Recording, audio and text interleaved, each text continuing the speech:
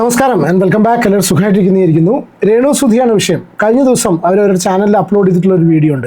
ഞാൻ ഇന്നേ വരെ ഒരാളും ഇങ്ങനെ ഒരു തംബ്നെയിൽ ഉപയോഗിക്കുന്നത് ഞാൻ കണ്ടിട്ടില്ല. പല എക്സ്ട്രീം വേർഷൻസ് ഓഫ് തംബ്നെയിലും വീഡിയോസും നമ്മൾ കണ്ടിട്ടുണ്ടെങ്കിലും ആദ്യമായിട്ടാണ് ഇങ്ങനെ ഒരു തംബ്നെയിൽ. കേട്ടോളൂ. ബഹുമാനപ്പെട്ട കോടതിയോട് ക്യാൻസർ 4th സ്റ്റേജ് ബാധിതയായ ഞാൻ മരിച്ചാൽ എൻ്റെ മകൻ ഋതുൽദാസിൻ്റെ ഋതപ്പൻ പൂർണ്ണ അവകാശം തങ്കച്ചൻ PG, കുഞ്ഞു ജന്മ തങ്കച്ചൻ, രമ്യ ലിബു എന്നിവർക്ക് മാത്രം എന്ന് പറഞ്ഞിട്ട് ഒരു രേണു സുധി ഒഫീഷ്യൽ ഒരു തംബ്നെയിൽ ഇവിടെ ഇട്ടിട്ടുണ്ട്. ബഹുമാനപ്പെട്ട കോടതിയോടോ തംബ്നെയിൽ വഴിയോ എനിക്ക് മനസ്സിലാവണില്ല.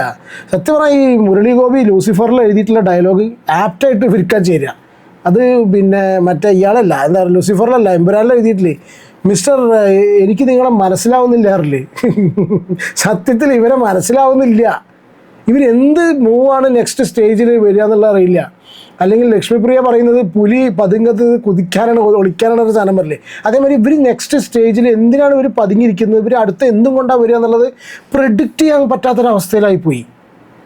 ഇവർക്ക് ഇങ്ങനെ ഒരു ഇനിയിപ്പോൾ അസുഖം വന്നിട്ട് മാനസികാവസ്ഥ അങ്ങനെ ആയി എന്ന് പറയരുത് കേട്ടോ. കാരണം അറിയോ, ഞാൻ ഇവരുടെ ഈ അസുഖത്തിൻ്റെ കേസിൽ എപ്പോഴൊക്കെ നമ്മൾ ഈ വീഡിയോസ് ചെയ്യുന്ന സമയത്തും അല്ലാത്ത സമയത്തൊക്കെ ഒരുപാട് പേര് നമ്മളെ കോൺടാക്ട് ചെയ്തിട്ട് ഇതുപോലെ ബാധിച്ച ആൾക്കാരൊക്കെ പറയും. എസ്പെഷ്യലി എൻ്റെ വൈഫിൻ്റെ അമ്മയുടെ അനിയത്തി മേമ ക്യാൻസർ സർവൈവറാണ്. മേമന്നെ പറഞ്ഞു കേട്ടോ ഇങ്ങനെ ഇല്ല കേട്ടോ, ഇങ്ങനെയല്ല. കാരണം അവർ അത്രയും ബാറ്റിൽ ചെയ്തിട്ട് ബുദ്ധിമുട്ടി സർവൈവ് ചെയ്ത് തിരിച്ചു വന്നിട്ടുള്ള, വളരെ അധികം ഇതിൽ വിൽ പവറിലോടുകൂടി തിരിച്ചു വന്നിട്ടുള്ള വ്യക്തിയാണ്. ഇങ്ങനെയല്ല എന്ന് അവരാണ് പറയുന്നത്, നമ്മളല്ല. ഞാൻ അതൊന്നും എടുത്തെടുത്ത് പ്രത്യേകിച്ച് പറയുന്നില്ല. ഇവർക്ക് ക്യാൻസർ പെട്ടെന്ന് ഭേദമാവട്ടെ എന്ന് മാത്രം പറയുന്നു. പക്ഷേ എനിക്കിപ്പോഴും ഞാൻ ഷോക്ക്ഡാണ്. ഇവർക്ക് 4th സ്റ്റേജാന്ന് പറയുന്നുണ്ട്. അപ്പോൾ നമ്മൾ ഈ ക്യാൻസർ 4th സ്റ്റേജിലൊക്കെ ആൾക്കാരെ നമ്മൾ കേട്ടിട്ടുണ്ട് അല്ലേ.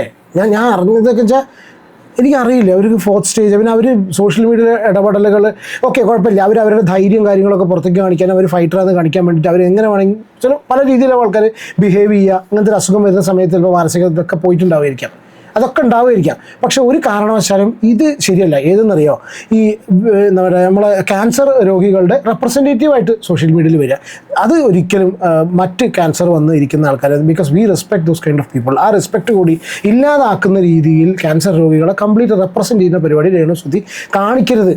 നെവർ. തെറ്റാണത്. കാരണം വെച്ചാൽ നമ്മുടെ നാട്ടിലൊക്കെ ഈ ഇതുപോലത്തെ അത്രയും ഭയങ്കര ഒരു ശത്രുക്കൾക്ക് പോലും വരരുത് എന്ന് വിചാരിക്കുന്ന ഒരു അസുഖമാണ്. ഫൈനാൻഷ്യലി എല്ലാം കൊണ്ടും മാനസികമായിട്ടും ശാരീരികമായിട്ടും കുടുംബം എല്ലാം തകരുന്ന ഒരു അസുഖമാണ്. ഒരു സഹായം പോലും ആരുടെ കിട്ടാത്ത രീതിയിൽ ഇത് അനുഭവിക്കുന്ന എത്രയോ പേരുണ്ട്. ഇവർക്ക് അങ്ങനത്തെ പ്രശ്നങ്ങളും കാര്യമില്ല. യൂട്യൂബ് ഇൻകം ഉണ്ട്, അങ്ങനത്തെ പല പരിപാടികളുടെ സബ്സ്ക്രിപ്ഷൻ നടത്തിയിട്ടുള്ള പൈസ എന്തൊക്കെയുണ്ട്. അങ്ങനെ ഒരു സംഭവം പറഞ്ഞിരുന്നു. ഇവർ ഈ കാര്യങ്ങളൊക്കെ, ഈ സബ്സ്ക്രിപ്ഷനിലെ സംഭവങ്ങളൊക്കെ ചെയ്യുന്നത് അവർക്ക് പിന്നീട് ക്യാൻസറിൻ്റെ ട്രീറ്റ്മെൻറ്റിന് വേണ്ടിയിട്ടാണെന്ന് വരെ പറഞ്ഞ ആൾക്കാരുണ്ട്. നമ്മളോട് പറഞ്ഞ ആൾക്കാരാണ്, അവരുടെ ക്ലോസ് ആയിട്ട് കണക്റ്റഡ് ആയിട്ടുള്ള ആൾക്കാർ പറഞ്ഞതാണ്. അപ്പോൾ ആ ഒരു സിറ്റുവേഷനിൽ ഇതൊന്നും ഇല്ലാതെ അത്രയും ബുദ്ധിമുട്ടി അനുഭവിക്കുന്ന എത്രയോ പേര് നമുക്ക് ചുറ്റും ഈ ക്യാൻസർ സർവൈവേഴ്സ് RCCയിലൊക്കെ പോകുന്ന സമയത്ത് കാണാമെന്ന് പറഞ്ഞിട്ടുണ്ട്. അപ്പോൾ അങ്ങനത്തെ ഉള്ള ഇടയിൽ ദിസ് ഇസ് ഡിസ്ഗ്രേസ്. ഇത് അപമാനമാണ്. ഇത് ഒരിക്കലും ഞാൻ പറയാൻ കാരണം എന്താ പറയുക, ഇതിന് മുന്നേ ഒരു വിധവകളുടെ റെപ്രസെൻറ്റേറ്റീവായിട്ട് വന്നിരുന്നു അല്ലേ.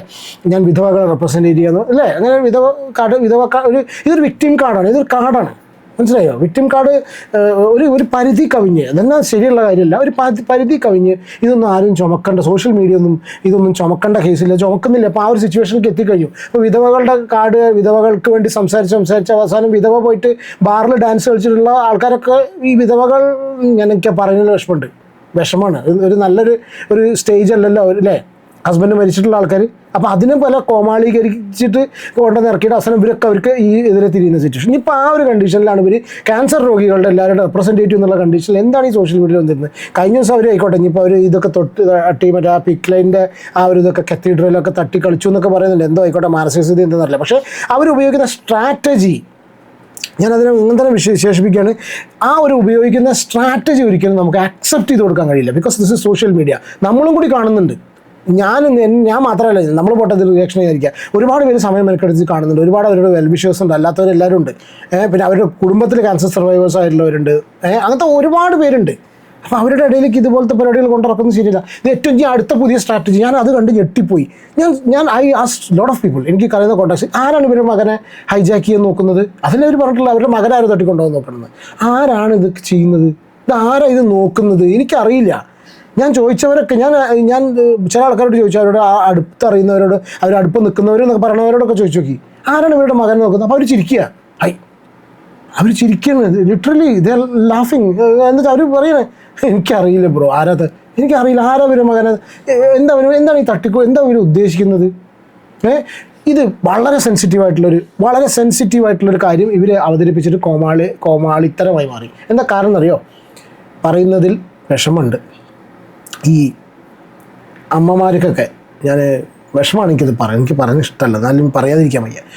ഈ അവസാന നിമിഷങ്ങൾ എന്ന് ഞാൻ പറയല്ല, നമുക്ക് ഇതുപോലത്തെ ഒരു അസുഖം വന്നിരിക്കുന്ന സോറി ഫോർ ദി അവസാന നിമിഷം, ഇതുപോലത്തെ അസുഖങ്ങൾ വന്നിരിക്കുന്ന സമയത്ത് ഇങ്ങനത്തെ ഒരു അസുഖമാണുള്ളത്. അപ്പോൾ നമുക്ക് ഇങ്ങനെ ടെൻഷൻ ഉണ്ടായിരിക്കും, എൻ്റെ മക്കളുടെ അവസ്ഥ എന്താ, ഇപ്പോൾ അച്ഛന്മാർക്ക് വന്നു കഴിഞ്ഞാൽ എൻ്റെ വൈഫും എൻ്റെ മക്കളും എങ്ങനെ സർവൈവ് ചെയ്യും, അവരാര് ചെയ്യും. അപ്പോൾ അപ്പുറത്ത് അച്ഛനും കൂടി ഇല്ലാത്തൊരവസ്ഥ വരുന്ന സമയത്ത് ഒരു രക്ഷിതാവിന് അപ്പം തോന്നുന്നൊരു കാര്യമാണ്, എനിക്ക് എൻ്റെ മകൻ ഞാനില്ലാണ്ടായി കഴിഞ്ഞാൽ ആര് കൊണ്ടുപോകും എന്നുള്ള തോന്നൽ വരുന്ന വളരെ സെൻസിറ്റീവായിട്ടുള്ള ഒരു വിഷയമാണത് അല്ലേ.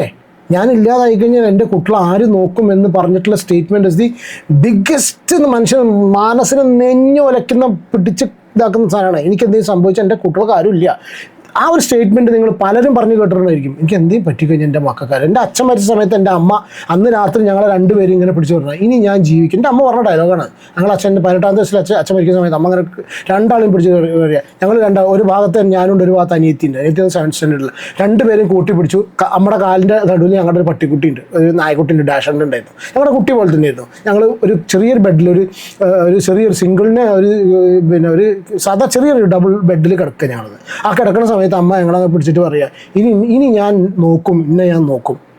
ഇത് 20-26 വർഷം മുന്നെയാണ്.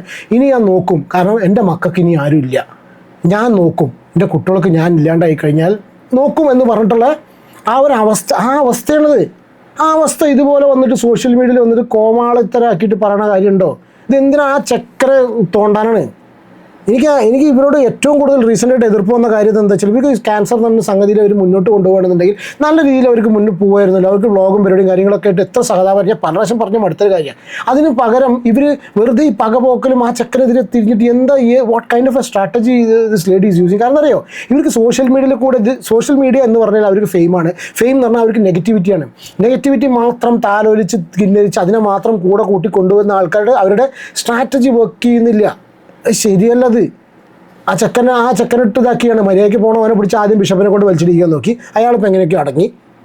അത് കഴിഞ്ഞതിന് ശേഷം അടുത്തൊരു പരം എൻ്റെ മകനെ റാഞ്ചാൻ നോക്കുക. ആർക്കതൊക്കെ വരും എനിക്കറിയില്ല. എനിക്ക് ഇവന് റാഞ്ച് ഇപ്പോൾ എന്തെങ്കിലും ഒരു സംഗതി പലരും കമൻറ്റ് ബോക്സിൽ പറയുന്നൊരു കാര്യമുണ്ട്, എന്തെങ്കിലും ഗോഡ് ഫോർബിഡ്, എന്തെങ്കിലും ഒരിക്കലും അങ്ങനെ ഇല്ലാതിരിക്കട്ടെ, ഗോഡ് ഫോർബിഡ് അങ്ങനെ എന്തെങ്കിലും സംഭവിച്ചു കഴിഞ്ഞാൽ തന്നെ ആ കുട്ടിക്ക് ഉള്ളതാണ് ഈ ഒരു സ്വന്തം രക്തത്തിൽ പറഞ്ഞിട്ടുള്ളൊരു അല്ലേ സഹോദരൻ. ആ ചെക്കനെ കാണാൻ പോകുന്ന കാര്യങ്ങളൊക്കെ പല ആൾക്കാരും പറഞ്ഞു, ഞാൻ കേട്ടു. നമ്മൾ അതിനോട് കണക്ഷനുള്ള ആൾക്കാരുണ്ട്. അവനൊന്നും മിണ്ടുന്നില്ല എന്ന് പറയുന്നത്. അവൻ അത്രയും സൈലൻ്റ് ആയിരിക്കുന്ന ഒരു സിറ്റുവേഷനിൽ പാവം പിടിച്ച ചെക്കൻ അവനെ പിടിച്ചിട്ട് വീണ്ടും വലിച്ചിട്ട് അവൻ ഹൈജാക്ക് ചെയ്യാൻ നോക്കുന്നത്. കോടതിക്ക് തമ്മിലിലൂടെ എൻ്റെ പള്ളി കോടതിക്ക് തമ്മിലിലൂടെ നോട്ടീസ് കൊടുക്കുന്ന ആൾക്കാരെ ഞാൻ ആദ്യമായിട്ട് കാണണം. ബഹുമാനപ്പെട്ട കോടതി ഒന്നും നമുക്ക് ഏത് കോടതിയാണാവോ എനിക്കറിയില്ല. എനിക്കിതൊക്കെ ഇങ്ങനെ സംസാരിക്കുന്നതിൽ ഭയങ്കര വിഷമമുണ്ട് പറഞ്ഞ് ഞാൻ തന്നെ വന്ന് സംസാരിക്കുകയും ചെയ്യും. ബിക്കോസ് ഇത് കംപ്ലീറ്റ് ഒരു കോമഡിയാക്കി മാറ്റി. ഇത് ശരിയല്ല. ഒരിക്കലും പിന്നെ നമ്മൾ എതിർക്കുന്ന സമയത്ത് ഇവരൊക്കെ സപ്പോർട്ട് ചെയ്യുന്നവരെങ്കിലും പറഞ്ഞ് മനസ്സിലാക്കി കൊടുക്കേണ്ട കേസല്ല. ഇതുപോലത്തെ കാര്യങ്ങൾ കൊണ്ട് വരരുത് ഇനി മേലാരെന്നുള്ളത്. ഫോർ ഹർ സോഷ്യൽ മീഡിയ എന്ന് പറഞ്ഞാൽ ഫെയിമാണ്. Fame is negativity. നോ, ഒരിക്കലും അല്ല. പോസിറ്റീവായിട്ട് കാര്യങ്ങൾ വെച്ചിട്ട് മുന്നോട്ട് കൊണ്ടുപോവുക, സർവൈവ് ചെയ്ത് ഫൈറ്റ് ചെയ്ത് കൊണ്ടുപോവുക. എനിക്കറിയില്ല അതിങ്ങനെയൊക്കെ അവർ കാണിക്കുന്ന സമയത്ത് അവർക്കിപ്പോൾ 4th സ്റ്റേജ് ആണെന്ന് പറയുന്നുണ്ട്. ഞാൻ ഇപ്പോൾ റീസെൻ്റായിട്ട് ഒരാളോട് ചോദിച്ചത് 4th സ്റ്റേജ് അങ്ങനെ പറഞ്ഞു. കാരണം നമുക്കും പരിചയമുള്ള ആൾക്കാരുണ്ട് ഡോക്ടേഴ്സൊക്കെ. പിന്നെ അപ്പോൾ ലേറ്റസ്റ്റ് ആയിട്ട് വീഡിയോ എന്ന് പറയുന്നത് 2 ലക്ഷം റുപ്യ ട്രീറ്റ്മെൻറ്റ് ആവുമെന്നൊക്കെ പറഞ്ഞു. 2 ലക്ഷം റുപ്യക്ക് അങ്ങനെയാണെന്ന് വെച്ചാൽ ഇപ്പോൾ ആർക്കും ക്യാൻസർ ട്രീറ്റ് ചെയ്യാൻ പറ്റും. ഇത് കാണുന്നൊരു വ്യക്തി, ഞാൻ ആ വീഡിയോ പ്ലേ ചെയ്യാട്ടോ, എനിക്കത് പ്ലേ ചെയ്യാൻ കുറച്ച് കാണേണ്ട ആവശ്യമുണ്ട്. നിങ്ങൾ വീഡിയോ കാണുന്നതിന് തന്നെ ഫസ്റ്റ് ടൈമാണ് ചാനൽ കാണുന്നതെങ്കിൽ സബ്സ്ക്രൈബ് ചെയ്ത് സപ്പോർട്ട് ചെയ്യുക. വീഡിയോ ഇഷ്ടപ്പെടാൻ ലൈക്ക് ചെയ്യും കേട്ടോ. ഹൈപ്പ് ചെയ്യുന്ന ഓപ്ഷൻ കാണുകയാണെങ്കിൽ ഹൈപ്പ് ചെയ്യും. സ്പീഡ് പറയുകയാണ്, നിങ്ങൾക്ക് ഒരു ഡിലേ ആക്കാൻ വയ്യാത്തതുകൊണ്ട് കേട്ടോ. നിങ്ങളുടെ അഭിപ്രായം എന്തായാലും കമൻറ്റ് ചെയ്യും. ഞാൻ ഈ വീഡിയോ അവരുടെ വീഡിയോ ഇമ്പോർട്ടൻ്റ് ആയതുകൊണ്ട് ജസ്റ്റ് ഒന്ന് പ്ലേ ചെയ്യാം. എളുപ്പമായി ഒഫീഷ്യൽ യൂട്യൂബ് ചാനൽ ഞാനൊരു പുതിയ വീഡിയോ ആയിട്ട് വന്നു. കുറച്ച് കാര്യങ്ങളൊന്ന് നിങ്ങളെ അറിയിക്കാൻ വേണ്ടി, എന്നെ സ്നേഹിക്കുന്നവരെ അറിയിക്കാൻ വേണ്ടിയിട്ടാണ് ഞാൻ വന്നത്.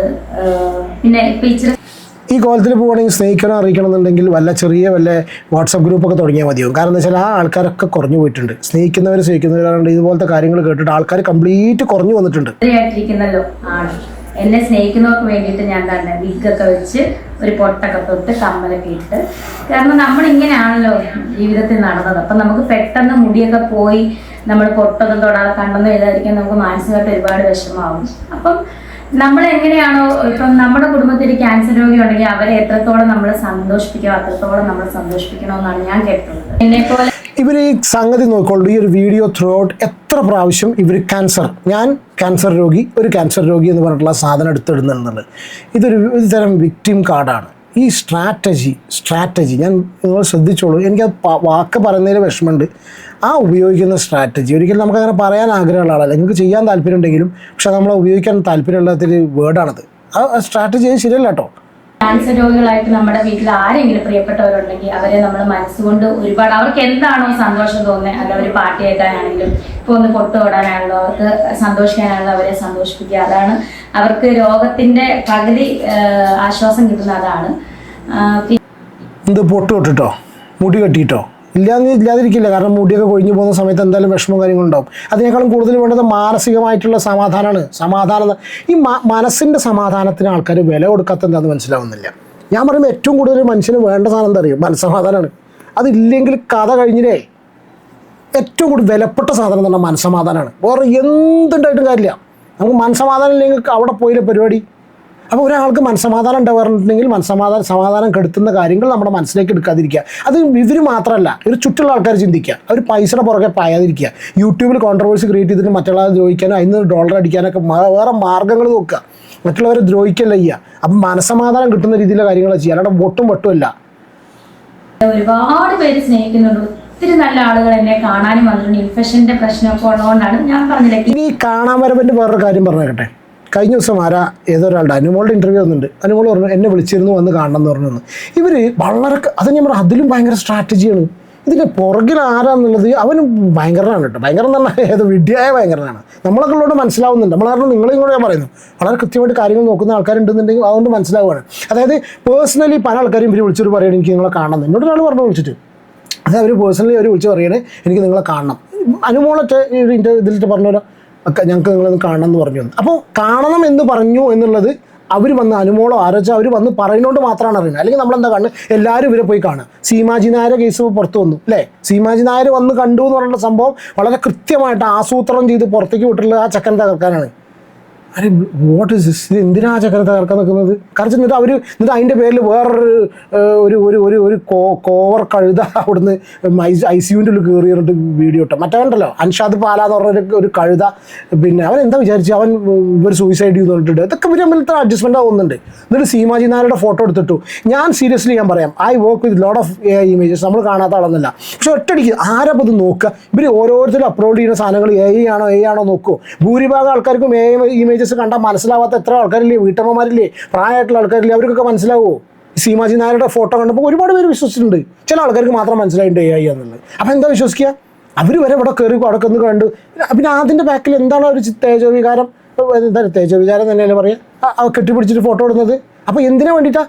ഇത് ഇവരും കൂടി വന്ന് കണ്ടു, ആ ചക്കം വന്ന് കണ്ടില്ല എന്നുള്ളതൊക്കെ കൊണ്ടെത്തിക്കുന്ന ഒരു തരം സ്ട്രാറ്റജിയാണ്. വലിയ കോർപ്പറേറ്റ്സ് ഒക്കെ യൂസ് ചെയ്യുന്ന സാധനം.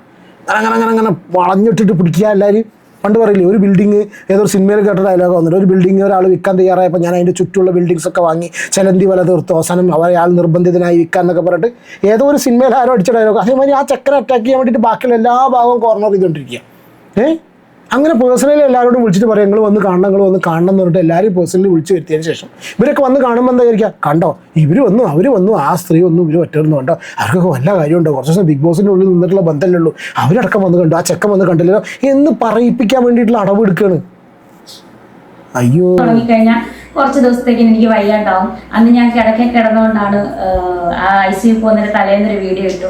അതെടുത്തിട്ട് പിറ്റേന്ന് ഞാൻ എഴുന്നേറ്റപ്പോൾ അതിനും കുറ്റം. അപ്പം ഞാൻ എഴുന്നേക്കാൻ പാടില്ല, ഞാൻ എപ്പോഴും കിടന്നില്ലെങ്കിൽ ഞാൻ ഡെഡ് ബോഡി ആകണമെന്ന് ആഗ്രഹിക്കുന്ന കുറച്ച് പേരുണ്ടെന്ന് എനിക്കിപ്പം മനസ്സിലായി. എനിക്കറിയില്ല, എനിക്ക് അങ്ങനത്തെ ഒരു കഥയൊന്നും എനിക്കറിയില്ല. ഞാൻ എൻ്റെ ഒരു പേഴ്സണൽ ന്യൂട്രൽ പെർസ്പെക്റ്റീവ് പറയാം. എനിക്ക് ഒരു വലിയ താല്പര്യമൊന്നും ഉണ്ടായിട്ടല്ല, പക്ഷേ ന്യൂട്രൽ പെർസ്പെക്റ്റീവ് ഞാൻ പറയാം. എതിർക്കണില്ല ഞാൻ പറയണേ. അങ്ങനെയാണെന്നുണ്ടെങ്കിൽ അതൊക്കെ നമുക്ക് ആൾക്കാർക്ക് കണ്ടാൽ മനസ്സിലാവും. ഇപ്പോൾ എത്രയോ വ്ളോഗേഴ്സ് ഇഷ്ടപ്പെടാത്ത ആൾക്കാരടക്കം ഇഷ്ടപ്പെട്ടവർ, അങ്ങനത്തെ ആൾക്കാരൊക്കെ ഇല്ലേ? ഹേറ്റേഴ്സ് ഇല്ലാത്തവരുണ്ടായിരിക്കില്ല. ഇവരൊക്കെ ഇല്ലേ? അവർക്കൊക്കെ അസുഖവും കാര്യങ്ങളൊക്കെ വരുന്ന സമയത്ത് അവരുടെ അസുഖം വരുന്നുണ്ട്. അത് കഴിഞ്ഞാൽ അവർ ഒരു അസുഖം മാറിയിട്ടോ എന്ന് പറയുമ്പോൾ you will find lot of comments. Yes, തിരിച്ചു വന്നല്ലോ, ഭാഗ്യം. ഇത് അല്ലാണ്ടാക്കുന്നത് ഇതുപോലത്തെ കാര്യങ്ങൾ കൊണ്ട് മാത്രമാണ് കേട്ടോ. എന്ത് വീഡിയോ ഇട്ടാലും അല്ല അവൾ ക്യാൻസർ രോഗിയല്ലേ, അവളൊന്നും സന്തോഷിക്കട്ടെ എന്നല്ല പറയുന്നത്, അവൾ എന്താണ് മരിക്കാത്തതെന്നാണ് അടുത്ത ക്യാൻസർ രോഗി ഓർത്തിരിക്കുന്നത്. അപ്പൊ അവരോടൊന്നും എനിക്കൊന്നും പറയാനില്ല. മനുഷ്യരാണ് നമ്മൾ, എപ്പം വേണം നമുക്ക് എന്ത് വേണം സംഭവിക്കാം. പക്ഷെ ഉള്ള കാലത്ത് നമ്മൾ ആരും ചോദിക്കാതെ സന്തോഷത്തോടുകൂടെ ജീവിക്കുക. ഒരുപാട് ജനങ്ങളുടെ പ്രാർത്ഥന കൊണ്ടാണ് ഞാൻ ഇവിടെ നിൽക്കുന്നത്. അപ്പം എനിക്ക് ക്യാൻസർ രോഗത്തിൽ നിന്ന് എഴുന്നേറ്റ് വന്ന ഏത് ഷൂട്ടിനാണെങ്കിലും ഏത് പ്രോഗ്രാമിനാണ് ഇനി വേദി കിട്ടിയ ഞാൻ അവിടെ പറയും എൻ്റെ ദൈവം അല്ലെ കർത്താവ് എന്നെ രക്ഷിച്ചെടുത്തു എന്ന്. പിന്നെ ഇത് രണ്ടാമത്തെ സ്ട്രാറ്റജി. ഇത് മനസ്സിലായ എല്ലാവർക്കും. കഴിഞ്ഞ ദിവസം ബിഷപ്പിൻ്റെ വക സംസാരിച്ച സമയത്ത് ബിഷപ്പ് പറഞ്ഞു അവർ പ്രാർത്ഥിക്കാമെന്ന് പറഞ്ഞു. അതുവരെ ഇവർ എവിടെ ഇത് പറഞ്ഞത് ഞാൻ കണ്ടില്ല കേട്ടോ. നിങ്ങൾ കണ്ടോ? നിങ്ങളെ അഭിപ്രായം കമൻറ്റ് ചെയ്യും. അതുവരെ ഈ ഒരു സെൻറ്റൻസ് ഉണ്ടായിരുന്നില്ല. ബിഷപ്പ് ആ ഒരു കാര്യം പറഞ്ഞതിന് ശേഷം അടുത്തൊരു വീഡിയോയിൽ സബ്ജക്റ്റ് ഉണ്ടാക്കി സംസാരിക്കും. ഇതൊക്കെ സബ്ജക്റ്റ് ഉണ്ടാക്കി സംസാരിക്കണം. ഉണ്ടാക്കി വന്ന് സംസാരിക്കണം എന്താ അറിയോ? ഇനി ഞാനിത് നേരെയായി കഴിഞ്ഞാൽ ബാക്കി. അപ്പം എന്താ വെച്ചാൽ അങ്ങനത്തെ കുറച്ച് ആൾക്കാരെ കൂട്ടത്തിൽ കൂട്ടാൻ വേണ്ടിയിട്ടാണ്. അവരൊക്കെ മനസ്സിൽ പിന്നെ ഇതൊക്കെ കാര്യങ്ങൾ നെല്ലും അതിലും തിരിച്ചറിയണവരായാൽ മതിയായിരുന്നു. അതായത് ഞാനിത് മാറിക്കഴിഞ്ഞാൽ പിന്നെ ഒരു കാര്യമുണ്ട്. ഞാൻ ഇങ്ങനെ ഒരാളെ കണ്ടിട്ടില്ല. ആരൊക്കെ എവിടെയൊക്കെ നമ്മളെ ലൈഫിൽ ചില ആൾക്കാർ ഉണ്ടായിട്ടുണ്ട്. നമ്മൾ പ്രശ്നം വരുന്ന സമയത്ത് സഹായിച്ചിട്ടുണ്ടാവും. പിന്നീട് അവർ വിഷയം വരുമ്പോൾ അവർ തിരിച്ചടിക്കും. അതിൻ്റെ റെപ്രസെൻറ്റേറ്റീവ് ആവാം. അത് ശരിയാണ്. വിധവകളും ക്യാൻസറും അല്ല, ഇതിൻ്റെ റെപ്രസെൻറ്റേറ്റീവ് ആവാം. അതായത് ബുദ്ധിമുട്ട് വരുമ്പോൾ സഹായിച്ച ആൾക്കാരെയൊക്കെ ഏത് രീതിയിൽ ബാക്ക് സ്റ്റാബ് ചെയ്യാം, ഏത് രീതിയിൽ തിരിച്ചു കുത്താം എന്നുള്ള ഒരു കാരണം. ഇപ്പോൾ റീസെൻ്റായിട്ട് ഇപ്പം എനിക്കറിയില്ല, എനിക്ക് ഇവരൊക്കെ ഇപ്പോൾ I don't know whether still they are with her or not, എനിക്കറിയില്ല. ഇപ്പോൾ കുറച്ച് ആൾക്കാർ മാത്രമേ സപ്പോർട്ട് ചെയ്യുന്നത് കാണുന്നുള്ളൂ. ഇതിന് മുന്നേയൊക്കെ ഭയങ്കര സീരിയസ്ലി സപ്പോർട്ട് ചെയ്യുന്ന ആൾക്കാരൊക്കെ കുറച്ചൊക്കെ ചാഞ്ചാടി നിൽക്കുകയാണെന്നുള്ള ഇൻഫർമേഷനൊക്കെ കിട്ടിയിട്ടുണ്ട് കേട്ടോ. എനിക്ക് മിഷണറിയായിട്ട് പോകാൻ വല്ല അവസരം ഉണ്ടായി ഞാൻ ചെന്ന് പറയും എനിക്കിപ്പോൾ പ്രോഗ്രാമാണ്, ഞാൻ എവിടെ പോയാലും ദൈവം എന്നെ വിടുവിച്ചെന്ന് പറഞ്ഞിട്ട് തന്നെയാണ് തുടങ്ങത്തുള്ളൂ. അതാണ് ഞാൻ പറഞ്ഞത്. അപ്പം മനസ്സിലായല്ലോ എല്ലാവർക്കും. പിന്നെ ഞാൻ പ്രധാനപ്പെട്ട ഒരു കാര്യം, ഒരാൾ മോശമായിട്ടുള്ള പരിപാടികൾ in the sense like accept ചെയ്യും. നമുക്ക് അക്സെപ്റ്റ് ചെയ്യാൻ പറ്റാത്ത കാര്യങ്ങൾ കാണിച്ചു എന്ന് വിചാരിച്ചവർ നന്നാവില്ലെന്നൊന്നുമില്ല കേട്ടോ. നന്നായിക്കൂടായില്ല. പക്ഷേ ഇവരുടെ കാര്യത്തിൽ വിശ്വാസം ഇല്ലാത്തതാണ്. ഇപ്പോൾ ഒരു മിഷണറി ആയിട്ട് പോണ കാര്യം പറഞ്ഞു. അവർ തിരിച്ചു വന്നിട്ട് അവർ വീണ്ടും സബ്സ്ക്രിപ്ഷൻ പരിപാടി. അപ്പം അങ്ങനെ തുടങ്ങുകയാണെന്നുണ്ടെങ്കിൽ നമ്മളെ മുന്നിൽ സംസാരിക്കാൻ നമുക്ക് വേറൊരാൾ വരും, ബിഷപ്പ്. ഞാനൊരു നീക്കം പറഞ്ഞു, അത് ആരുടെയാണോ പേരൊന്നും ഞാൻ പറയുന്നില്ല. ആ നീക്കം എന്നെ വളരെ അങ്ങനത്തെ കാര്യങ്ങൾ വന്ന് പറയരുത്. ആരുടെയാണെന്ന് നീക്കറിയില്ല, ആരെ പറഞ്ഞു എന്നുള്ളത് അറിയില്ല, ഒന്നും അറിയില്ല. ഞാനൊരു നീക്കം പറഞ്ഞു, പക്ഷെ ആരുടെയാണെന്നുള്ളത് ഞാൻ പറയില്ല. ഇതെന്താ കടങ്കഥയും ദുഃഖത്തിലാഴ്ത്തി. കാരണം എനിക്ക് 10ാം തീയതി കീമോയാണ്. മനസ്സ് എത്രത്തോളം സന്തോഷിക്കാവോ അത്രത്തോളം സന്തോഷിക്കാൻ. എനിക്കിനി എന്താണ് സന്തോഷിക്കാനുള്ളതെന്ന് ചോദിച്ചാൽ നിങ്ങൾ ഉദ്ദേശിക്കുന്ന പോലെ സാധാരണ ഒരു ക്യാൻസർ അല്ല. എനിക്ക് ക്യാൻസർ ആണെങ്കിൽ പോലും അതിൽ കുറച്ച് ഡിഫിക്കൽട്ടാണ് എനിക്ക്. അത് എനിക്കും അറിയാം. എനിക്കറിയില്ല കേട്ടോ ഈ സാധാരണ ക്യാൻസറും അസാധാരണമായ ക്യാൻസറും. നിങ്ങൾ ഈ പറയുന്നത് കള്ളത്തര. എന്തിനാണ് ഞാൻ ഈ കള്ളത്തര? ഈ തിക്ക് ലൈൻ ഏതായാലും വിവരമുള്ളവർക്കറിയാം. ഹാർട്ടിൽ കിടക്കുന്ന സാധനമാണ് ഇതിനകത്തൂടെ. അതിന്റെ കത്തീറ്റർ ഹാർട്ടിൽ കിടക്കുന്നതാണ്. സോ ഇത് വെറുതെ എന്തായാലും ഒരു ഡോക്ടേഴ്സും കുത്തിയിടത്തില്ല. അസുഖം ഉള്ളത് കൊണ്ടാണ് നമ്മൾ ഇടുന്നത്. നമ്മൾ കള്ളം ചെയ്യത്തില്ല, കള്ളം പറയത്തില്ല. ഒരു അസുഖത്തെ വെച്ച്, അത് ഇത്രയും വലിയൊരു മാരകാവസ്ഥയെ വെച്ച് നമ്മൾ കള്ളം പറയില്ല. അപ്പൊ സത്യം പറഞ്ഞാൽ എനിക്ക് ഭയങ്കര വിഷമായത് എൻ്റെ കുഞ്ഞ് ഋതപ്പൻ ഇനി എന്നിൽ നിന്ന് അവനെ അവകാശം തട്ടിയെടുക്കാൻ നോക്കുന്നുണ്ട്. അത് ഞാൻ അറിഞ്ഞു. അവൻ്റെ അമ്മ ഞാനാണ്. എനിക്കിനി ആകെ ഉള്ളത് അവനാണ്. എനിക്ക് മാനസികമായിട്ട് വളരെ വിഷമാണ്. അവനെ എന്നിൽ നിന്ന് അകറ്റാൻ നോക്കുന്നത് അറിഞ്ഞു. വേറൊന്നുമല്ല, ഞാൻ ക്യാൻസർ പേഷ്യൻ്റ് ആണല്ലോ. അപ്പം ഞാൻ മരിക്കും എന്ന് വിധി എഴുതുന്ന കുറച്ച് പേര്. ഈ ഒരു സെൻറ്റൻസ് ഒരു ഇൻഗ്രീഡിയൻ്റ് ആണ്. ഞാൻ ക്യാൻസർ പേഷ്യൻ്റ് ആണല്ലോ. ഞാൻ വിധവ. ഓർമ്മ ഉണ്ടോ പഴയ സുധിച്ചേട്ടൻ? ഇപ്പം ആ ഒരു സാധനം ഇവിടെ ഇപ്പം അത് കാണാനില്ലല്ലോ. ശരിയല്ലേ? കുറച്ച് ദിവസം ഞാൻ പെട്ടെന്ന് ആലോചിച്ചാട്ടോ.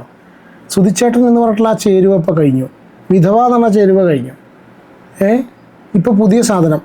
ഞാൻ വേറെ കാര്യം പറയട്ടെ. ഇപ്പോൾ ഇവരിങ്ങനെ പറയുന്നുണ്ടല്ലോ, ഇവർ ബിഗ് ബോസിൻ്റെ ഉള്ളിൽ നിന്ന് വിളിച്ചിട്ട് മോനെ ഋതപ്പ, മോനെ മറ്റേ കണ്ണപ്പൻ്റെ വരുന്ന കിച്ചുട്ട. എനിക്ക് ചുറ്റുമുണ്ട്. അവരുമായിട്ട് കൂടിച്ചേർന്നാണ് നീക്കങ്ങൾ. അത് ഞാൻ ഇന്ന് രാവിലെയാണ് അറിഞ്ഞത്. എന്നെ വളരെയധികം വിഷമിപ്പിച്ചു. ഞാൻ കരയില്ല, കാരണം എന്നെപ്പോലെ ക്യാൻസർ പേഷ്യൻസ് കുറേ പേരുണ്ട്. ഞാൻ കരഞ്ഞു കഴിഞ്ഞാൽ അവർക്ക് വിഷമമാകും. എന്നെ സ്നേഹിക്കുന്ന ഒരുപാട് നല്ല ആളുകളുണ്ട്, അവർക്ക് വിഷമമാകും. ഇതൊക്കെ ശരിക്കും ആരോടെങ്കിലും അന്വേഷിച്ച് നോക്കോ? നിങ്ങളെ കാണുന്ന ക്യാൻസർ പേഷ്യൻസ് ആയിട്ടുള്ള ആൾക്കാർക്ക് വിഷമാവോ എന്നുള്ളത്? അപ്പം എൻ്റെ കുഞ്ഞ് ഇപ്പം എനിക്ക് എന്തെങ്കിലും, അതായത് ഞാൻ ക്യാൻസർ പേഷ്യൻ്റ് ആണ്. അവൻ്റെ അമ്മ ഉടനെ മരിക്കും, ഞാൻ ഉടനെ മരിക്കും. പിന്നെ അവനാകെ അച്ഛൻ മരിച്ചുപോയി. അപ്പോൾ അവകാശം ഞങ്ങൾക്ക് വേണമെന്ന് ഒരു കൂട്ടര്, ഞാൻ ഇന്നത് അറിഞ്ഞു, എന്നിൽ നിന്ന് അകറ്റിക്കൊണ്ടു പോകാൻ. ഞാൻ ആരാണെന്ന് എന്താണെന്ന് ഒന്നും പറയുന്നില്ല. ആരെയും കുറ്റപ്പെടുത്താനല്ല ഈ വീഡിയോ. എനിക്ക് ആകെയുള്ള എൻ്റെ കുഞ്ഞാണ്. പിന്നെ എന്തിനാണ് ഈ വീഡിയോ? പിന്നെ വേറൊരു സാധനമുണ്ട്. അതായത് ആ വീട് എന്ന് പറഞ്ഞ സാധനം ഞാൻ കഴിഞ്ഞ വീഡിയോ തന്നെ കാര്യം പറഞ്ഞിരുന്നു. അവിടെ ആ ചെക്കനെ അവിടെ നിന്ന് അടിച്ച് പുറത്താക്കിയിട്ട് അത്, കാരണം ഈ റിതപ്പൻ അവിടെ ഉണ്ടെങ്കിൽ, ഈ രാഹുൽദാസും റിതപ്പനും കൂടി ഒരുമിച്ചായി കഴിഞ്ഞാൽ പിന്നെ തങ്കച്ചനും മങ്കച്ചനും ഒന്നും അവിടെ ഒരു സ്ഥാനമില്ല. കാരണം ആ കുട്ടികൾക്ക് എഴുതി കൊടുത്ത വീടാണത്, ആ കുട്ടികൾക്ക് കൊടുത്തിട്ടുള്ള വീടാണ്. അപ്പോൾ തങ്കച്ചനും മങ്കച്ചനും ഒക്കെ പാടെ കൂടിയിട്ട് തങ്കമ്മയ്ക്കും മറ്റേ കുഞ്ഞമ്മയ്ക്കൊക്കെ അവിടെ നിൽക്കണം എന്നുണ്ടെങ്കിൽ അവിടെ ഈ ഒരു സാധനം ആവശ്യമാണ്. അപ്പോൾ ഈ ചെക്കനെ അടിച്ചുകൊണ്ട് പോവുകയാണെന്നിട്ടുള്ള ഒരു പിന്നെ ഒരു ഒരു ഇതവിടെ ഇടുകയാണ്, ഒരു സ്ട്രാറ്റജി അവിടെ ഇടുകയാണ്. ഒരു എന്താ പറയുക എന്തെങ്കിലും പറയണ്ടോ? എന്നെ നകറ്റി കഴിഞ്ഞാൽ ഞാൻ പിന്നെ ഇല്ല. ഞാൻ എത്രത്തോളം വിഷമിച്ചാണ് ഈ വീഡിയോ എടുക്കുന്നതെന്ന് നിങ്ങൾക്ക് ആർക്കും അറിയില്ല. ഞാൻ പൊട്ട് തൊട്ട് ഇതൊക്കെ ഞാനിതൊരു കാര്യം പറഞ്ഞു, ഇവർ വിഷമിച്ചെടുക്കുന്നതിൻ്റെ കേസ് ഒരു കാര്യം പറഞ്ഞു. ഞാൻ ആ ഒരു സ്റ്റേറ്റ്മെൻറ്റ് പറഞ്ഞു, ഞാൻ മരിച്ചു കഴിഞ്ഞാൽ എൻ്റെ മക്കൾക്കാർക്കും ഉണ്ടാവില്ല എന്ന വളരെ പവർഫുൾ ആയിട്ടുള്ള സ്റ്റേറ്റ്മെൻറ്റാണ്. അതുവരെ ഇതിങ്ങനെ ഈ രീതിയിൽ ചിന്തിപ്പിക്കുന്ന കണ്ടീഷനിൽ ഇവരാക്കി. നിങ്ങൾക്ക് അത് എൻ്റെ ഫീലിങ്സ് മനസ്സിലാക്കില്ല. എനിക്ക് എമ്പതി അല്ലെങ്കിൽ സിമ്പതി അതിനല്ല ഞാൻ ഈ വീഡിയോ എടുത്തതും ഒരിക്കലും. പക്ഷെ സ്നേഹമുള്ളവർ ഒരുപാട് പേര് എന്നെ സ്നേഹിക്കുന്നത് എനിക്ക് ഒരുപാട് സന്തോഷമാണ്. എൻ്റെ കുഞ്ഞിനെ എനിക്കിനിയിപ്പം ഈ ക്യാൻസറിൻ്റെ വിഷയം ഇനിയിപ്പം മുന്നോട്ട് 5 കീമോ ഉണ്ട്, അതിൽ കൂടുതൽ അതിലുപരി 2 lakhs മെഡിസിൻ, ഓരോ കീമോയ്ക്കും 2 lakhs മെഡിസിൻ വെച്ച് എനിക്ക് എടുക്കുന്നുണ്ട് ശരീരത്തിൽ. ഓരോ കീമോയ്ക്കും 2 ലക്ഷത്തിൻ്റെ മെഡിസിൻ. ഞാൻ അന്വേഷിച്ച സമയത്ത് ഈ BPL കാർഡ്, ഇൻഷുറൻസ് പദ്ധതികൾ, RCC, കോട്ടയം മെഡിക്കൽ കോളേജിലല്ലേ ഇവർ ട്രീറ്റ് ചെയ്യുന്നത്? നിങ്ങൾ പറയൂ, ഇത് ഞാൻ നിങ്ങളോട് ചോദിക്കണം. ഓരോ കീമോയ്ക്കും 2 ലക്ഷം മെഡിസിൻ്റെ ചാർജസ് ഉണ്ടോ ഓരോ കീമോയ്ക്കും?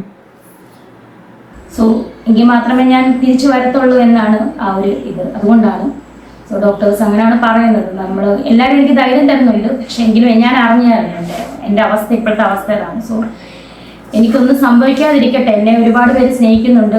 ദൈവം എനിക്കൊന്നും വരുത്താതിരിക്കട്ടെ എൻ്റെ ഉടപ്പനെ ഓർത്ത്. അപ്പം അഥവാ ഇനി എനിക്ക് എന്തെങ്കിലും സംഭവിച്ച ഈ പബ്ലിക്കിന്റെ മുന്നിൽ ഞാൻ വന്ന് പറയാണ്, എൻ്റെ കുഞ്ഞിനെ ഞാൻ എൻ്റെ പപ്പ തങ്കച്ചൻ PG, അതായത് റിബിൾദാസിനെ തങ്കച്ചൻ PG അല്ലെങ്കിൽ കുഞ്ഞുഞ്ഞമ്മ തങ്കച്ചനോ അല്ലെങ്കിൽ എൻ്റെ ചേച്ചി രമ്യ ലിബുവിനെയോ അല്ലെങ്കിൽ ലിബു എൻ്റെ ചേട്ടാപ്പി, ഇവരെ 4 പേരെ അല്ലാതെ ഞാൻ വേറെ ആരെയും ഏൽപ്പിക്കത്തില്ല. എനിക്കാരും വിശ്വാസമില്ല. എൻ്റെ കുഞ്ഞിനെ റിബിൾദാസിനെ ഞാൻ ഈ 4 പേരെ മാത്രമേ ഏൽപ്പിക്കുള്ളൂ. എനിക്ക് എന്തെങ്കിലും ക്യാൻസർ വന്ന് എനിക്ക് എന്തെങ്കിലും സംഭവിച്ചാൽ ഈ 4 പേരായിരിക്കും എൻ്റെ കുഞ്ഞിനെ നോക്കേണ്ട ഉത്തരവാദിത്വം. ഞാൻ അവരെ ഒരമ്മയ്ക്കിത്, ഞാൻ എല്ലാ ഭാഗവും ഒരു അമ്മയ്ക്കിത് സ്വാഭാവികം കേട്ടോ.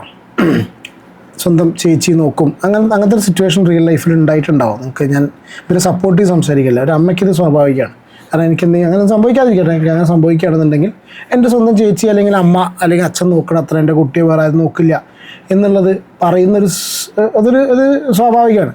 പക്ഷെ ഇവരുടെ കേസിൽ എന്തോ അത് വിശ്വസിക്കാൻ കഴിയുന്നില്ല. അവർ ആ ഒരു സെൻസിലാണ് അവർ പറയുന്നത് എന്നുള്ളത് വിശ്വസിക്കാൻ കഴിയുന്നില്ല. അത് എൻ്റെ മാത്രം പ്രശ്നമാണെന്ന് എനിക്കറിയില്ല. അവിടെ അഭിപ്രായം കമൻറ്റ് ചെയ്യട്ടോ. എൻ്റെ മാത്രം പ്രശ്നമാണെന്ന് എനിക്കറിയില്ല. ഇതൊക്കെ നമ്മളെന്ത് ചെയ്യും? നമ്മളല്ല, ഈ കാണുന്നവരെന്താ എനിക്ക് മനസ്സിലാവുന്നില്ല. എന്താ ചെയ്യേണ്ടത്? പബ്ലിക്കിന്റെ മുന്നിൽ ഞാൻ പറയാണ്, എൻ്റെ കുഞ്ഞിനെ അവർ 4 പേരല്ലാതെ വേറെ ആർക്കും ഞാൻ കൊടുക്കത്തില്ല എൻ്റെ കുഞ്ഞിനെ. അതിനുള്ള നിയമപരമായിട്ട് എന്തായാലും മുന്നോട്ട് തന്നെ ഞാൻ പോകും. എൻ്റെ കുഞ്ഞിനെ തട്ടിയെടുക്കാൻ നോക്കിയാൽ ഞാനത് ചെയ്യും. ഈ 4 പേര് എൻ്റെ അറിവിൽ ഇവർക്ക് വളരെ കട്ടക്ക് വീഡിയോ ചെയ്യുന്ന അല്ലാത്ത രീതിയിൽ എഗെയിൻസ്റ്റ് ആയിട്ട് നിൽക്കുന്നു എന്ന് അവർ കരുതുന്ന ഒരൊറ്റ ആളെന്നെ ഉള്ളൂ. ആരാണ്? ഇവൻ കിച്ചു. വേറെ ആരെങ്കിലും ഉണ്ടോ? ഒന്ന്. പിന്നെ ഇവർക്ക് ഭയങ്കര സ്ട്രോങ് ആയിട്ട് ഇവർക്ക് ആ പുറകെ വയ്ക്കുന്നത് ഷെഫീന ബീവിയാണ്. അവരെയാണോ ഉദ്ദേശിക്കുന്നത്? ഞാൻ ഇന്നലെ അവരുടെ വീഡിയോയിൽ ചെറിയൊരു പോർഷൻ കണ്ടു. ഞാൻ കണ്ടിട്ട് ഒരുപാട് ചിരിച്ചു അവരുടെ വീഡിയോ കണ്ടിട്ട്. കാരണം എന്താ വെച്ചാൽ ആർക്ക് വേണമെന്ന് ചോദിക്കുന്നുണ്ട്. ഇനി അവരാണോ? വേറെ ആരാ അപ്പം ഇവരെ ഈ ഒരു കേസിൽ ഇങ്ങനെ നിൽക്കുന്നത്? ആരാ? ഈ ഒരു സാധനം എനിക്ക് മനസ്സിലാവണില്ല കേട്ടോ. നോക്കുന്നില്ല അവർ. അപ്പം എൻ്റെ കുഞ്ഞിനെ അവർ നോക്കും. എൻ്റെ കണ്ണു മുന്നിൽ തന്നെ എൻ്റെ കുഞ്ഞ് കാണണം എപ്പോഴും, എൻ്റെ മരണം വരെ. അപ്പം ഇത് ഒന്ന് അറിയിക്കാൻ വേണ്ടി, ആ നീക്കം ഞാൻ അറിഞ്ഞു. അതൊന്ന് അറിയിക്കാൻ വേണ്ടിയിട്ടാണ് ഞാൻ പബ്ലിക്കിൻ്റെ മുന്നിൽ വന്നത്. അത് ആരാണെന്നോ ആരുടെ പേരൊന്നും ഞാൻ പറയുന്നില്ല, എന്താണെന്നൊന്നും ഞാൻ പറയുന്നില്ല. പക്ഷെ അത് അറിയാവുന്നവർക്കും അറിയാം, എനിക്കും അറിയാം. ഞാൻ അറിഞ്ഞ വിഷയമാണ് എൻ്റെ കുഞ്ഞിനെ തട്ടിയെടുക്കാൻ നോക്കുന്നത്. പിന്നെ എന്നെപ്പറ്റി കഴിഞ്ഞ ദിവസം നമ്മുടെ നോബൽ ഫിലിപ്പ് അമ്പലവല്ലി ബിഷപ്പ്, അദ്ദേഹം ഒരു പ്രീസ്റ്റാണ്. എന്നെപ്പറ്റി കുറച്ച് കാര്യങ്ങളൊക്കെ ഇൻ്റർവ്യൂവിൽ പറഞ്ഞു. സോ അദ്ദേഹത്തെ ഒരുപാട് പേര്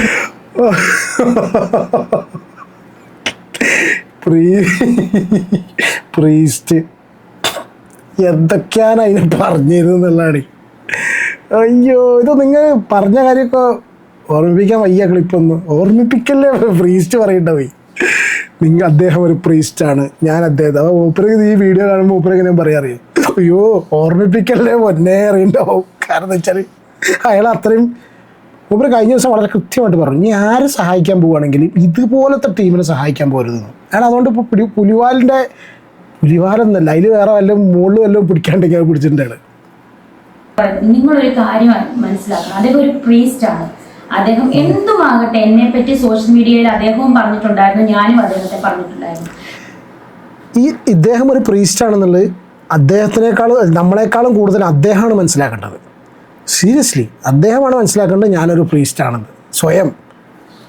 രണ്ടും സോഷ്യൽ മീഡിയയിൽ പറഞ്ഞിട്ടുള്ളതല്ലാതെ, കുറച്ച് വ്ളോഗേഴ്സ് അത് വലിയ കാര്യത്തിൽ എടുത്തിട്ടുള്ളതല്ലാതെ, ഞങ്ങൾ രണ്ടും ഇന്നീ നിമിഷം വരെ നേർക്ക് നേരെ ഒരു നോട്ടം കൊണ്ടോ സംസാരം കൊണ്ടോ നേർക്ക് നേരെ ഒന്നും ഞങ്ങൾ വിദ്വേഷത്തോടെ പെരുമാറിയിട്ടില്ല അദ്ദേഹത്തോട്. എനിക്ക് അസുഖമാണെന്ന് അറിഞ്ഞ് അദ്ദേഹം ഈ വീട്ടിൽ വന്ന് എനിക്ക് വേണ്ടി ക്രൈസി ഗോപാല സിനിമയിലല്ലേ, മേരി നീ കുമ്പസാരിക്കുന്നത് എൻ്റെ മുന്നിലാണ് മറക്കണ്ടാറില്ലേ ലക്ഷ്മിപ്രിയനോട് സലീം കുമാർ അള്ളിലച്ചനായിട്ട്. എന്താ ഇപ്പം ഇത് കഥ? അത് നമ്മൾ സ്വപ്നം കണ്ടതാണോ? ഒരു വർത്താനം കേട്ടിട്ട് പിന്നെ ഞാൻ സ്വപ്നം കണ്ടതാണോ? ഞാനേ കണ്ടുള്ളൂ, ഞാൻ മാത്രമേ കണ്ടുള്ളൂ. അദ്ദേഹം ഒരു ദൈവ പുരുഷനാണ്. എല്ലാം മറന്നിട്ട് അദ്ദേഹം എനിക്ക് വേണ്ടി ദൈവമേ ആ കൊച്ചിന്റെ അസുഖം മാറ്റണമെന്ന് പ്രാർത്ഥിച്ചിട്ടുണ്ട്. മറ്റേ നിവിൻ പോളിയുടെ ഡയലോഗ് പറഞ്ഞത്, നീ അങ്ങനെ അല്ലല്ലോ എന്ന് പറഞ്ഞത്. അദ്ദേഹം ദൈവ പുരുഷനാണ്. പോട്ടെ, അവർ മാറിയതായിരിക്കും, പക്ഷെ കേൾക്കുന്ന സമയത്ത് ഒരു ദൈവ പുരുഷനാണ്. ദൈവികമായിട്ടുള്ള ചൈതന്യം അദ്ദേഹത്തിനുള്ളത് കൊണ്ട് മാത്രമാണ് അദ്ദേഹം എന്നെ കാണാൻ വന്നതും പ്രാർത്ഥിച്ചത്. ഞാൻ അദ്ദേഹത്തോട് പബ്ലിക്കായിട്ട് ക്ഷമ ചോദിച്ചു, ഇനിയും ഞാൻ ക്ഷമ ചോദിക്കുന്നു. അദ്ദേഹം ഇന്നും വന്ന് പ്രാർത്ഥിച്ചു. എനിക്കതെൻ്റെ ക്ഷമ ഒന്നും ചോദിക്കണ്ട. ഇനി എന്തെങ്കിലും ഇതൊക്കെ തിരിഞ്ഞു വരികയാണെങ്കിൽ അതിനെ വീണ്ടും ഇട്ട് കുത്താതിരുന്നാൽ മതി. പാവം, ഇനി അതിന് താങ്ങാനുള്ള കഴിവുണ്ടാവില്ല. സഹായിച്ചു എന്നൊരു മഹാപരാധം മാത്രമേ അത് ചെയ്തിട്ടുണ്ടാവുള്ളൂ. അതൊന്നല്ല, അദ്ദേഹം അങ്ങനെ ഒരു സ്ലാങ്ങിൽ പോയതാണ് കേട്ടോ. സ്ലാങ്ങിൽ ഒന്നും വേണ്ട, സന്തോഷമുള്ളൂ. ജാഫർ ഇടുക്കി പറഞ്ഞാൽ ഒന്നും വേണ്ട പോലെ സന്തോഷമുള്ളവരല്ലേ. മറ്റേ ഏതാണ് ഇടുക്കി മഹേഷിൻ്റെ പ്രതികാരത്ത് പറഞ്ഞാൽ ഒന്നുമില്ല, സന്തോഷം കേട്ടോ. ഓക്കെ, സഹായിച്ചില്ലെങ്കിലും ഉപദ്രവിക്കാതിരുന്നാൽ മതി. ഇതൊക്കെ കഴിയുന്ന സമയത്തേ ഷപ്പാമ്പ് വലിയൊരു ആശ്വാസമാണ്. നിങ്ങൾ അദ്ദേഹത്തെ വെറുതെ കുറ്റം പറയരുത്. അദ്ദേഹം ഒരു വീട് കൊടുത്തെന്നല്ലാതെ അദ്ദേഹം വേറൊരു തെറ്റും ചെയ്തില്ല. അതിന് വേണ്ടിയിട്ട് ഒരുപാട് അദ്ദേഹം കേട്ടു. കറക്റ്റ്, അത് സമ്മതിച്ചില്ലേ? ഒരു വീട് കൊടുത്തു എന്നുള്ളത് അദ്ദേഹത്തെ വേറെ ഒരു തെറ്റ്, അപ്പം അത് തെറ്റാന്നുള്ളത് സമ്മതിച്ചു. വേറെ ഒരു തെറ്റും ചെയ്തിട്ടില്ല. അദ്ദേഹം വീട് കൊടുത്തു. ആർക്ക് കൊടുത്തു? കൊടുത്തു നെഹി തന്നു. അദ്ദേഹം വീട് തന്നു എന്നല്ലാതെ അദ്ദേഹം വേറെ ഒരു തെറ്റും ചെയ്തില്ലേ. ഞാൻ ഇത്രയേ ചെയ്തുള്ളൂ. സുധീർ രണ്ട് മക്കൾക്ക് വീട് കൊടുത്ത ആ ഒരു കുറ്റമല്ലാതെ, അത് കുറ്റം തന്നെ പറയുന്നത്. കാരണം അതുപോലായിരുന്നു പ്രശ്നങ്ങൾ മുഴുവനും. അതോടുകൂടി അദ്ദേഹത്തിന് മനസമാധാനം പോയെന്നാണ് എൻ്റെ ഒരു വിശ്വാസം. സത്യം പറഞ്ഞു, അതോടുകൂടി അതാരെ കളഞ്ഞത്? ആ വീട് ഫിറോസ് KHDCൻ്റെ മനസമാധാനം പോയി. ആ സ്ഥലം കൊടുത്തോണ്ടാണ് മനസ്സിലായി.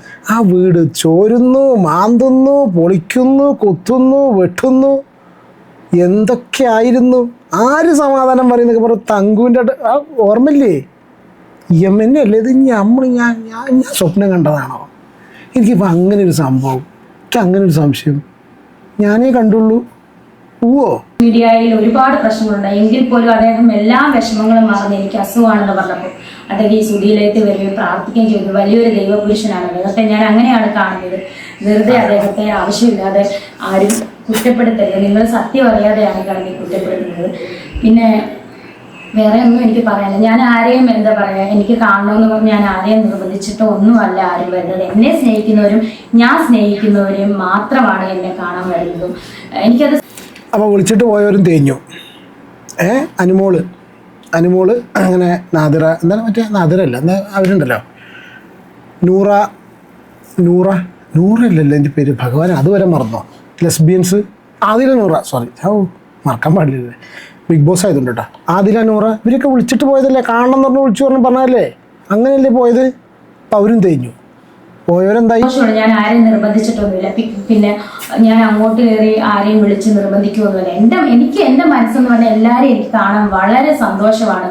എന്നെ കാണാൻ വരുന്നത് പറഞ്ഞാൽ എനിക്ക് വളരെ എൻ്റെ മനസ്സിന് വളരെ ഒരു സന്തോഷമാണ്. എനിക്ക് വേണ്ടി പ്രാർത്ഥിക്കുന്ന ഒരുപാട് ദൈവജനങ്ങളുണ്ട്, ദൈവ മക്കളുണ്ട്, എനിക്ക് വേണ്ടി വഴിപാട് കഴിക്കുന്നവരുണ്ട്, എനിക്ക് വേണ്ടി നേർച്ച കഴിക്കുന്നവരുണ്ട്. അവരോടൊക്കെ ഞാൻ ഏത് രീതിയിലാണ് ഞാൻ കടപ്പെട്ടിരിക്കുന്നതെന്ന് എനിക്ക് ഇതുവരെയായിട്ടും അറിയില്ല. ഞാൻ എങ്ങനെ അവരോടൊക്കെ ഇങ്ങനെ ഇതിന് തിരിച്ച് ഞാൻ നന്ദി പറയുമെന്ന് എനിക്കറിയില്ല. അറിയില്ലെങ്കിൽ പറഞ്ഞുതരാം. പഴയ കണ്ടീഷന് പോലെ ചെയ്യാതിരിക്കുമോ? ഇനിയും ദയവീത് അവസരങ്ങളൊക്കെ വരും. അവസരങ്ങൾ വരുന്ന സമയത്ത് അവർക്ക് തന്നെ പണി വരുന്ന രീതിയിൽ നിങ്ങൾ പെരുമാറാതെ ഇരിക്കുമോ? അതൊക്കെയാണ് ഏറ്റവും വലുത് ചെയ്യേണ്ടത്. ഇനി അറിയില്ല എന്ന് പറഞ്ഞുകൊണ്ട് പറയുകയാണ്, അങ്ങനെയാണ് ചെയ്യേണ്ടത്. അവരെ ബുദ്ധിമുട്ടിക്കാതിരിക്കുമോ? ഇനിയും തിരിച്ച് പറയരുത്. അവരൊക്കെ ഇതുപോലത്തെ സമയത്ത് വന്ന് ഹെൽപ്പ് ചെയ്ത ആൾക്കാർ അല്ലെങ്കിൽ വെൽ വിഷേഴ്സാണ്. അപ്പോൾ അവർക്ക് അതിൻ്റെതായിട്ടുള്ള ജീവിക്കാനുള്ള ഒരു അവകാശം അവർക്ക് കൊടുക്കണം. സോഷ്യൽ മീഡിയയിൽ കൊത്തി പറിക്കാൻ വേണ്ടിയിട്ട് അവർ ഇട്ട് കൊടുക്കരുത്. ഇങ്ങനത്തെ കാര്യങ്ങളൊക്കെ ശ്രദ്ധിച്ചാൽ മതി. വരുമാന മാർഗം എൻ്റെ യൂട്യൂബ് ചാനൽ മാത്രമാണ്. എനിക്ക് കീമോ എടുക്കാനുള്ള മരുന്നും അതുപോലെ ആ മരുന്നിൻ്റെ കൂട്ടത്തിൽ വേറൊരു 2 lakhs-ൻ്റെ മരുന്നും ഓരോ കീമോയ്ക്കും ഞാനത് ഉണ്ടാക്കണം. എനിക്കത് എങ്ങനെയാണ് എന്ന് എനിക്ക് ഇപ്പോഴും ഒരു ഇതില്ല. അതിന് വേണ്ടിയിട്ട് ഞാൻ ഈ യൂട്യൂബ് ചാനൽ മുന്നോട്ട് കൊണ്ടുപോകണം. പ്ലീസ് നിങ്ങൾ കാണുന്നവർ സപ്പോർട്ട് ചെയ്യുക, സബ്സ്ക്രൈബ് ചെയ്യുക. എന്നെ ഈ ഒരു രോഗത്തിൽ നിന്ന് രക്ഷിച്ച് തിരിച്ചെൻ്റെ ഇത് എനിക്കിപ്പോൾ ഇത്രയും കോൺഫിഡൻസിൽ ഇവർ വന്ന് പറയുമ്പോഴേ ഇനി അങ്ങനെ വല്ല മരുന്നും ഉണ്ടോ? 2 ലക്ഷത്തിൻ്റെ എന്തെങ്കിലും മരുന്ന് ഇവർ കഴിക്കുന്നുണ്ടോ? അങ്ങനെ എന്തെങ്കിലും ഉണ്ടോ? എനിക്കറിയില്ല.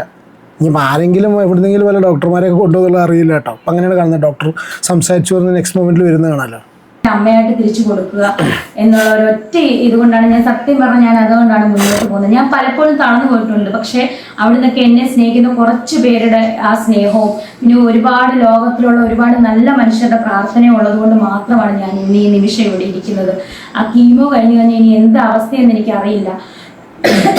ഒരാഴ്ചത്തേക്ക് ഞാൻ ഡൗൺ ആയിരിക്കും. പക്ഷെ അവിടെ നിന്ന് ഞാൻ തിരിച്ചു വരുമെന്നുള്ള ഒരു ഒറ്റ വിശ്വാസത്തിലാണ് ഞാൻ ഇപ്പോഴും ജീവിക്കുന്നത്. 5 കീമോയും സർജറിയും എല്ലാം കിടക്കുന്നു. നിങ്ങളുടെ പ്രാർത്ഥന വേണം. അപ്പോൾ കഴിഞ്ഞ പ്രാവശ്യത്തെ കീമോയുടെ എഫക്റ്റ് കൊണ്ട് നിങ്ങൾ കണ്ടല്ലോ, ഞാൻ കിടന്ന് എനിക്കത് ഓർമ്മ പോലും ഇല്ല ആ സമയം. അപ്പോൾ ആ ഒരു സമയത്ത് ഞാൻ 3 ദിവസം ICUലായിരുന്നു. ഒരുപാട് വേദനകൾ ഞാൻ സഹിച്ചു. കിടക്കലായിരുന്നു, ഛർദിച്ചു, ലൂസ് മോഷനും ഒരു ഉമ്മിനീരിറക്കാൻ ഞാൻ ഛർദിച്ചു. പക്ഷെ ഇത്തവണത്തെ കീമോയിൽ നിങ്ങളുടെ ഓരോരുത്തരുടെ സ്നേഹവും പ്രാർത്ഥന കൈ അനക്കാൻ പറ്റില്ല. കൈക്ക് ഭയങ്കര വേദനയാണ്. അപ്പോൾ കീമോയ്ക്ക് നിങ്ങളുടെ പ്രാർത്ഥനയും സ്നേഹവും നിങ്ങളുടെ വഴിപാടുകളും നിങ്ങളുടെ നേർച്ചകളും എന്നെ ശക്തമായിട്ട് എന്നെ തിരിച്ചു കൊണ്ടുവരും തന്നെയാണ് എനിക്ക് വിശ്വാസം. എൻ്റെ ശരീരത്തെ കാർന്ന് തിന്നുന്ന ക്യാൻസറിനേക്കാൾ വളരെ വിഷമുള്ള ക്യാൻസർ ഉള്ള നാക്കുള്ളവരും അല്ലെങ്കിൽ അതുപോലെ കമന്റ് ഇടുന്നവരെ പറ്റി എനിക്ക് ഒന്നും പറയാനില്ല. അവരെയൊക്കെ ദൈവം അനുഗ്രഹിക്കട്ടെ. അവർക്ക് ആർക്കും ഒരസുഖം വരാതെ ദൈവം നമ്മളെ കാത്തു സൂക്ഷിക്കട്ടെ എന്ന് മാത്രം എനിക്ക് പ്രാർത്ഥിച്ചുകൊണ്ട് എൻ്റെ ചാനൽ നിങ്ങൾ ലൈക്ക് ചെയ്യുക, ഷെയർ ചെയ്യുക. അപ്പോൾ ഇവർ ലാസ്റ്റ് പറഞ്ഞിട്ടൊരു സാധനമുണ്ട്. അതിലെനിക്ക് ചെറിയൊരു കാര്യം പറയാനുണ്ട്. അതായത് നാക്കിൻ്റെ ഒരു കേസ് പറഞ്ഞല്ലോ, നാക്കുള്ളവർ എന്നൊക്കെ പറഞ്ഞു. ഞാനൊരു വീഡിയോ കണ്ടു കഴിഞ്ഞ ദിവസം. ആ വീഡിയോ ഞാൻ കണ്ടിട്ടില്ല, ഞാൻ വീഡിയോ കാണാറില്ല. ഞാൻ തംബ്നെയിൽ മാത്രമേ കാണാറുള്ളൂ. ഈ തംബ്നെയിൽ നിങ്ങൾ ശ്രദ്ധിച്ചു, ഇത് കാണേണ്ടത് ബിഷപ്പാണ്. കഴിഞ്ഞ ദിവസം ബിഷപ്പ് കേസ് കൊടുക്കുന്നുണ്ടൊരു സംഭവം പുറത്തു വന്നു അല്ലേ? ഞാൻ ഏതെങ്കിലും വീഡിയോയിൽ ഇത് പറയണമെന്ന് വിചാരിച്ചാണ്. ബിഷപ്പ് കേസ് കൊടുക്കുന്നു എന്നൊക്കെ പറഞ്ഞ് വോയിസ് പുറത്താക്കിയ ആൾക്കാരെതിരെ ഇതൊക്കെയാണ് ശ്രദ്ധിക്കേണ്ടത്. ഈ സാധനം ഇപ്പം നിങ്ങൾ സ്ക്രീനിൽ കാണുന്ന ഞാൻ രേണുസുധിയെ സപ്പോർട്ട് ചെയ്യുന്നില്ല, ഞാൻ രേണുസുധിയെ സപ്പോർട്ട് ചെയ്യുന്നില്ല. പക്ഷേ ഞാൻ എതിർക്കുന്ന സമയത്തും അത് അതിൻ്റെതായ മാന്യമായിട്ടുള്ള രീതിയിൽ വസ്തുതകൾ മാത്രം സംസാരിച്ച് കാര്യങ്ങൾ മുന്നോട്ട് കൊണ്ടുപോകുന്നൊരു വ്യക്തിയാണ് ഞാൻ. അപ്പം അങ്ങനത്തെ കുറച്ച് ആൾക്കാരുണ്ട് കൂടുതൽ. അങ്ങനത്തെ ആൾക്കാരുടെ ഇടയിൽ ഇപ്പോൾ വോയിസ് പുറത്തു വിടുന്ന സമയത്തോ അല്ലെങ്കിൽ എന്തെങ്കിലും എതിർത്ത് പറയുന്ന സമയത്തോ അവരല്ല ഈ പ്രശ്നത്തിലാക്കേണ്ടത്. അല്ലെങ്കിൽ കേസ് കൊടുക്കുക എന്ന് പറഞ്ഞാൽ ബിഷപ്പിൻ്റെ കേസൊക്കെ വരുന്ന സമയത്ത് അപ്പോഴല്ല വേണ്ടത്. ഈ ഒരു തംബ്നെയിൽ നോക്കുള്ളൂ. ഞാൻ ഇവൻ്റെ പണ്ടെന്നെ ഇവൻ്റെ കേസിൽ ഞാൻ പല സമയത്തായിട്ട് ഞാൻ ഒരു വീഡിയോ പണ്ട് ഞാൻ ചെയ്തിരുന്നു. കാശ് വാങ്ങി റിലേറ്റഡ് ആയിട്ടുള്ള ഒരു വീഡിയോ മാത്രം ചെയ്തിരുന്നു. മനുഷ്യനായി കഴിഞ്ഞാൽ എന്തെങ്കിലും ഒരു തരിക്കെങ്കിലും പഞ്ചായത്തിലെങ്കിലും ഒരു തുള്ളിയെങ്കിലും എത്തിക്സ് വേണ്ടേ? ഇതൊന്നും ഇല്ലാത്തൊരു നാണോ മാനോ ഉൾപ്പൂശലും പുള്ളിയൊന്നും ഇല്ലാത്തൊരുത്തനാണ്. അവൻ എഴുതി വെച്ചിട്ടുള്ള തംബ്നെയിലാണ് എൻ്റെയും അച്ഛൻ്റെയും ബന്ധം തുടങ്ങിയിട്ട് കാലം കുറേയായി, കിച്ചു അത് പിടിച്ചു, അറിയാതെ എല്ലാം പറഞ്ഞ് രേണുസുധി എന്നും പറഞ്ഞിട്ടൊരു തംബ്നെയിൽ ഞാൻ കണ്ടു. രേണുസുധിക്കും ബിഷപ്പിനും അവിഹിതമോ? എല്ലാ സത്യങ്ങളും പിന്നെ എന്താണ് എന്നുള്ളത് അറിയില്ല. അവൻ്റെ എൻ്റെയും അച്ഛനും എക്സ്ക്ലൂസീവ് എന്നുകൊണ്ട് എഴുതിയിരിക്കുകയാണ്. അച്ഛനും രേണുസുധിയും നിൽക്കുന്നൊരു ഫോട്ടോ ഇങ്ങനെ നിൽക്കുന്നുണ്ട്. ഇപ്പുറത്ത് രേണുസുധി ഉണ്ട്. എഴുതിയിരിക്കുകയാണ് എൻ്റെ അച്ഛൻ്റെയും ബന്ധം തുടങ്ങിയിട്ട് കാലം കുറേയായി, കിച്ചു അത് പിടിച്ചു എന്ന് അവൻ എഴുതിയിരിക്കുകയാണ്. പിടിച്ചോ തോണ്ടിയോ ക്വസ്റ്റ്യൻ മാർക്ക് അതല്ല. അവൻ he's making this statement that എൻ്റെയും അച്ഛൻ്റെയും ബന്ധം തുടങ്ങിയിട്ട് കാലം കുറേ കിച്ചു അത് പിടിച്ചു, അറിയാതെ എല്ലാം പറഞ്ഞു രേണുസുതി. ഇങ്ങനത്തെ ആൾക്കാരെയാണ് നോക്കേണ്ടത്. അല്ലാണ്ട് നമ്മൾ മാന്യമായിട്ട് സംസാരിക്കുക, വിമർശിക്കുക, ചെയ്യുന്ന കാര്യങ്ങൾ ശരിയല്ല എന്ന് വളരെ മാന്യമായിട്ടുള്ള ഭാഷയിലും കാര്യങ്ങളിലൂടെയും ഉദ്ദേശശുദ്ധിയോടുകൂടിയും പറയുന്ന ആൾക്കാരെയല്ല പറയേണ്ടത്. ഓക്കെ, ഇത് ഏതെങ്കിലും ഒരു വീഡിയോയിൽ എനിക്ക് ജസ്റ്റ് ഒന്ന് പറയണമെന്നുണ്ടായിരുന്നു, അത് മാത്രമാണ് പറഞ്ഞിട്ടുള്ളത്. വീഡിയോ ഒരുപാട് ലെങ്തി ആയില്ലേ. യെസ്, അപ്പോൾ എന്താണ് ഈ ഒരു വിഷയത്തിൽ നിങ്ങളുടെ അഭിപ്രായം എന്നുള്ളത് കമൻറ്റ് ചെയ്യും. നമുക്ക് അടുത്ത വീഡിയോയിൽ കാണാം. Take care and God bless by.